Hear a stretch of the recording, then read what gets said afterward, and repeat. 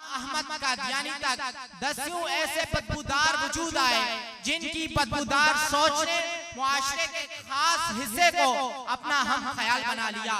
लेकिन कादियान का गुलाम अहमद का वजूद ऐसा था जिसने बर्रे सगीर पाको हिंद के लोगों के अज़हान में वो जहर भरा जिसकी माजी में मिसाल मिलना नामुमकिन है। मगर आफरी है बरेली के उलमा पर जिन्होंने इस सोच को, इस तअफ़्फ़ुन को, इस बदबूदार ज़हनियत को जड़ से उखाड़ फेंकने के लिए मैदान अमल में कदम रखा तो इस फितने की चीखें निकल गईं। नमाज अच्छी, रोजा अच्छा, ज़कात अच्छी, हज अच्छा, मगर बावजूद इसके मैं मुसलमान हो नहीं सकता जब तक कट न मरूं शाहे बतहा की इज्जत पर। खुदा शाहिद है कामिल मेरा ईमान हो नहीं सकता, खुदा शाहिद है कामिल मेरा ईमान हो नहीं सकता। अजीज़ान मोहतशम, क़याम पाकिस्तान का मकसद तो इस्लाम की नशत सानिया था, मगर क़याम पाकिस्तान के बाद ये फितना सरकार की सरपरस्ती में फलने फूलने लगा।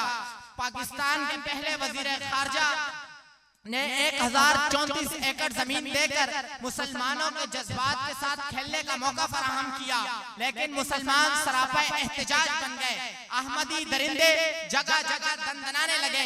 खत्मे नबूवत के नारों की पादाश में निश्तर कॉलेज के मुस्लिम तलबा को तख्ते मश्क बना दिया गया। उनके नाक, पाँव, हाथ, कान काट दिए गए। मगर बरेली के उलमा की क़यादत में गली गली, नगर नगर खत्मे नबूवत के नारों से गूंजने लगा। हर तरफ से कादियानियों को सरकारी तौर पर काफिर करार देने की सदाएं बुलंद होने लगी।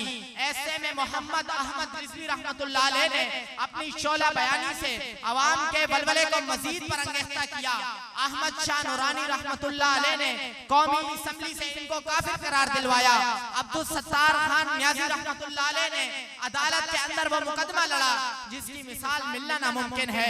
लेकिन आखिर 13 दिन की मुसलसल जरा के बाद ये फितना 1974 को अपनी फितना सामानियों के समेत हमेशा हमेशा के लिए दफन कर दिया गया।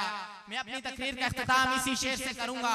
नबूवत खत्म है तुझ पर, रिसालत खत्म है तुझ पर, तेरा दीन अरफा आला, शरीयत खत्म है तुझ पर, तेरे ही दम से है बस में अंबिया की रौनक और ज़ीनत, तू सदरे अंजुमन शाने सदारत खत्म है तुझ पर, तू सदरे अंजुमन शाने सदारत खत्म है तुझ पर। वमा तौफीकी इल्ला बिल्लाह।